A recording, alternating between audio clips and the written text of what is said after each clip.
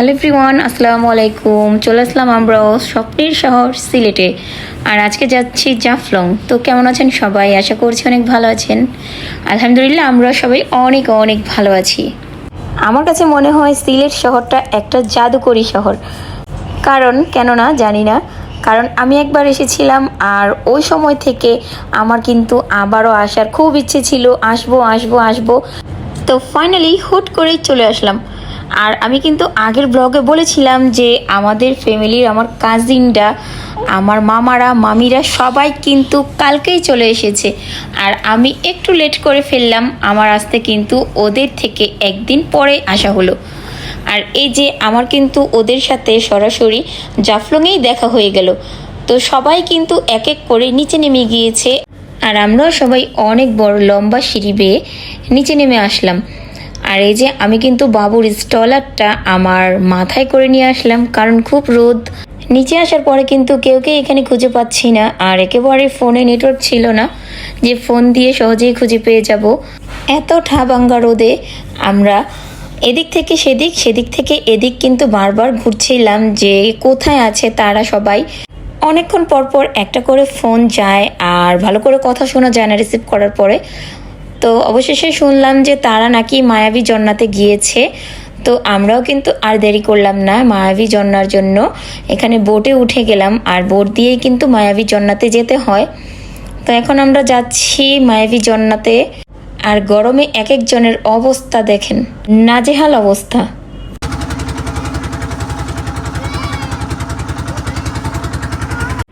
পানির স্রোত ছিল এখানে মোটামুটি একটু কমই, কিন্তু আমি যখন প্রথমবার এসেছিলাম তখন কিন্তু এরকম পানি, তারপরে পানির কোনো স্রোত এগুলো কিছুই দেখতে পাইনি। আমি যখন এসেছিলাম তখন ছিল অন্যা মাস, আর এখন কিন্তু বর্ষাকাল চলছে। আর এই তো আমরা কিন্তু মায়াবী জন্নায় চলে এসেছি।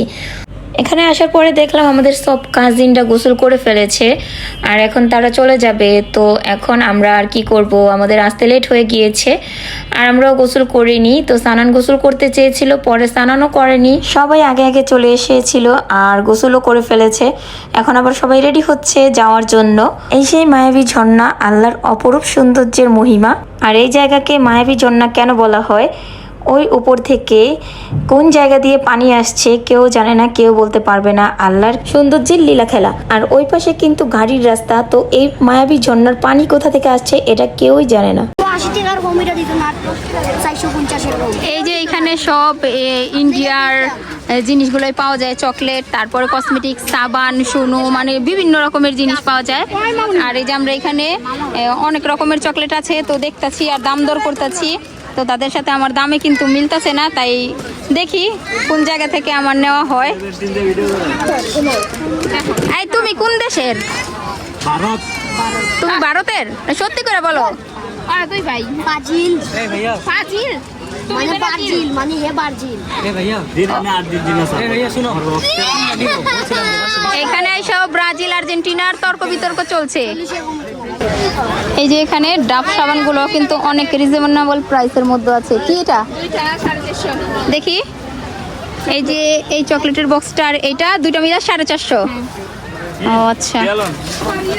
আমার জাদুমণিটা একেবারে অনেক টায়ার্ড জার্নি করে আর এখন ঘুমায় আছে। আর জাদুমণির স্টলারে আছে ব্যাগ।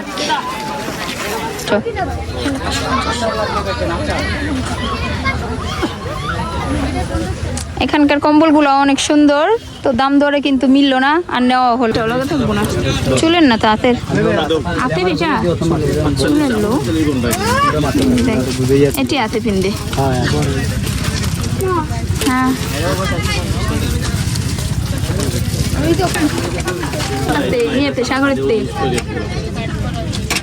আমরা যেই ট্রলারটা দিয়ে আসছিলাম মায়াবী জন্না দেখতে, আবার সেই ট্রলারটা দিয়ে এখন ওই পারে যাচ্ছি।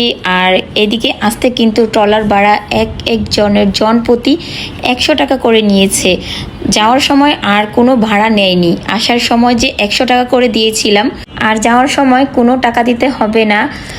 আসার সময় টাকা দেওয়ার সময় যে আমাদেরকে একটা টোকেন দিয়েছিল, সেই টোকেনটা দেখালে কিন্তু আমাদের যে কোনো নৌকাতে অথবা বোর্ডে নিয়ে নিবে। আর আপনারা যদি কেউ আসেন, তাই কিন্তু আমি একটু জানানোর জন্যই ডিটেলসে বলে দিলাম। তো এখানে আসার পরে অনেকটা সময় এইদিকে বসে বসে জিরিয়েছি। একটা দোকানে বসেছিলাম প্রায় 1 থেকে 1.5 ঘন্টার মতো। আর এইখানে আসার পরেও দেখি আমাদের সদস্যরা কেউ নেই, শুধু ভানুকে আর ওর মাকেই পেয়েছিলাম। তো এখানে অনেকটা সময় কিন্তু কাটানোর পরে আবার এখন কিছু কেনাকাটা করছি। আর এই যে আমি কিন্তু বাসমতি চাল নিচ্ছিলাম। তো সবাই বলল যারা আগে নিয়েছে যে খোলাটা নিলে ভালো হবে, তাই কিন্তু আমি প্যাকেটেটা নিলাম না। আর এই যে এখান থেকে কাকা জিরা নিয়েছি, আর হচ্ছে বাচ্চাদের জন্য হাবি জাবি এটা সেটা অনেক কিছু নিয়েছি। আর এখন কিন্তু আমরা কেনাকাটা করে সোজা হোটেলে চলে গেলাম। আর এখন কিন্তু আমরাই এখানে জাফলংয়ে হোটেল একটা নিয়েছি, শুধু আমরা থাকবো, কারণ আমরা তো কালকে রাতে রওনা দিয়ে আজকে এসেছি। আর যারা আগে এসেছে আমার কাজিনরা আর হচ্ছে সবাই আমাদের আত্মীয় স্বজন, তারা কিন্তু আজকে আবার চলে যাচ্ছে। কিন্তু তাদের সাথে আমার শেষ সময় আর একটু দেখা হয়নি। আর এই সময় কিন্তু আমি আর তাদের সাথে দেখা করতে যাইনি, কারণ সারা দিন খুব ক্লান্ত, অনেক টায়ার্ড ছিলাম। তাই কিন্তু এখন সরাসরি হোটেলে যেয়ে একটু ফ্রেশ হয়ে বিশ্রাম নিব। আর এখন কিন্তু সন্ধ্যা হয়ে গিয়েছে। আর ওই যে আমার সামনে যে ফ্ল্যাট বাড়িটা দেখা যাচ্ছে, আমি কিন্তু সেখানেই যাচ্ছি। আমরা কিন্তু দোতলাতে নিয়েছি। আর এই সময়ের ওয়েদারটা কিন্তু অনেক জোস ছিল। আর আমাদের এই দোতলা থেকে কিন্তু অনেক সুন্দর একটা ভিউ দেখা গেল। দূর দূরান্তের সেই পাহাড়ের ভিউটাও খুব সুন্দর দেখা গিয়েছে। আর আজকে আমরা এই রুমটাতেই থাকছি। একটু পরে আবার আপনাদের সাথে দেখা হচ্ছে। এখানে রাত 10টার পরে সব বন্ধ হয়ে যায়। আশেপাশের সব দোকানে কিন্তু বন্ধ হয়ে গিয়েছে। আর এখন আমরা রাতে ডিনার করার জন্য এসেছি। তো এখন আমার খুব খারাপ লাগছিল, কারণ আমার কাজিনরা যখন চলে গেল তাদেরকে একটু বিদায়ও দিতে পারলাম না। তো এখন তাদেরকে খুব মিস করছি, কারণ আমরা একেবারেই একা হয়ে গেলাম। আর এখন আমরা খাওয়া দাওয়া করে আবার হোটেলে চলে যাব। তো এখন কিন্তু অনেক বৃষ্টি হচ্ছিল বাহিরে। আর এই যে দেখুন আশেপাশে একেবারেই ফাঁকা, শুধু আমরাই খেতে আসছি, কারণ এত লেট করে কেউ আসে না। তো আমরা তো আগে থেকে লেট লতিফ, তো আমরা সব কিছুতেই লেট করে ফেলি। আর এখানে কিন্তু ওই যে আমি একটা ভর্তা দিয়ে খাচ্ছিলাম, খুব টেস্ট ছিল ওই ভর্তাটা। আর নিয়েছি ডাল, তারপরে হাঁসের মাংস, মুরগির মাংস, তারপরে আরও একটা ভর্তা নিয়েছিলাম, সেটা আপনাদের ভাইয়ার ওইদিকে রেখেছিলাম। খাওয়া দাওয়া শেষ করে ভিজতে ভিজতে হোটেলে চলে এসেছি। আর দেখুন কত পরিমাণে বৃষ্টি হচ্ছে।